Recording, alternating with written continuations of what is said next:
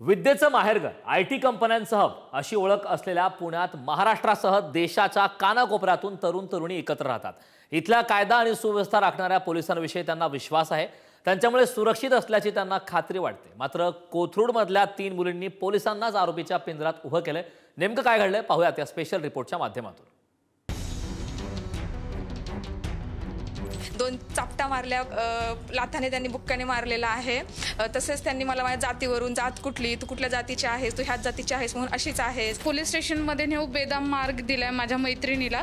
तिला वाचवत असताना त्यांनी मला देखील मार दिला।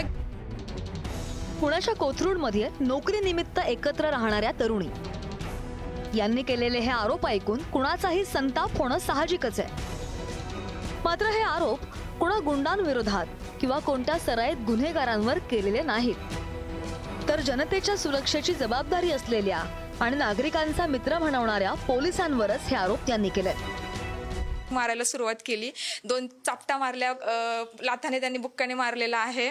तसेच त्यांनी मला माझ्या जातीवरून, जात कुठली, तू कुठल्या जातीची आहेस, तू ह्याच जातीची आहेस म्हणून अशीच आहेस, हे महारामांगाचे लोक असेच असतात असं त्यांनी उच्चारलेलं आहे। तर पोलीस स्टेशनमध्ये नेऊ बेदम मार दिलाय माझ्या मैत्रिणीला।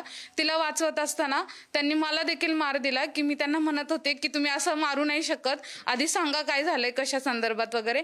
तर त्यांनी मला देखील चापट दिली। पुण्यात कोथरूडमध्ये राहणाऱ्या 3 तरुणींनी हे आरोप केले।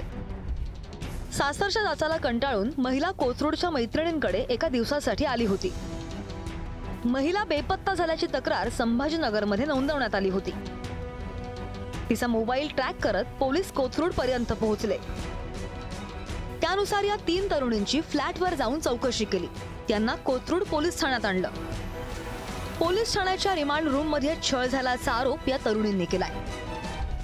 तरुणींनी केलेल्या आरोपांनंतर अनेक चर्चांना उधाण आलंय। पुणेकरांच्या मनात पुणे पोलिसांविषयी संशय निर्माण होऊ लागलाय। तुम्ही महार मागायचे, मग तुम्ही असंच वागणार आहे, तुम्ही वयात जाणार आहे, तुमची जात अशीच आहे, हे शब्द आहेत कोथरूड पोलीस स्टेशनच्या PSI मॅडम पाटील मॅडम यांचे, प्रेमा पाटील मॅडम। संभाजीनगर पोलीस स्टेशनचे PSI कामटे सर यांचे शब्द हे आहेत एका दलित मुलीला घेऊन। तर या सगळ्याचं करायचं काय, कोथरूड पोलीस स्टेशनच्या पोलिसांनी आणि तसे छत्रपती संभाजीनगरच्या पोलिसांनी याचा जबाब दिला पाहिजे। आमची मागणी आहे की याचं त्यांनी ऑन कॅमेरा माफी मागितली पाहिजे त्या मुलीची, आणि ती माफी मागितल्याशिवाय मागे हटणार नाही। शिक्षणाचं माहेरघर असलेल्या सांस्कृतिक ऐतिहासिक पुण्यात घडलेल्या या घटनेमुळे विरोधकांनी सरकारवर निशाणा साधलाय। चौकशीची मागणी सुद्धा केली आहे। दुसरीकडे या आरोपांमध्ये कसलंही तथ्य नसल्याचं सांगत कोथरूड पोलिसांनी हात झटकले। 3 तरुणींनी केलेल्या आरोपांनंतर पुणे पोलिसांनी स्पष्टीकरणही दिलंय। असं असलं तरी या घटनेमुळे पोलिसांबाबत संशय मात्र निर्माण झालाय। या 3 तरुणींच्या आरोपांची दखल घेऊन पारदर्शीपणे चौकशी करण्याची आता मागणी होतीये।